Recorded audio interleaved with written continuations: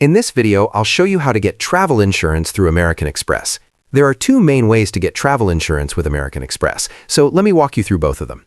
The first way is automatic coverage. If you have a premium American Express card like the Platinum card, travel insurance is already included as a benefit. You do not need to do anything extra. The coverage automatically applies when you pay for your travel expenses like flights or train tickets entirely using your Amex card. This can include coverage for accidents, baggage, and travel delays. The second way is to purchase a separate travel insurance plan directly through American Express.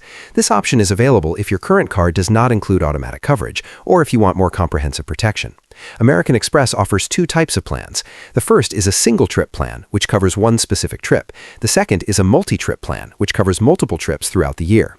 You can buy these plans directly from the American Express website. Just visit the American Express website and look for the travel insurance section specific to your card and region.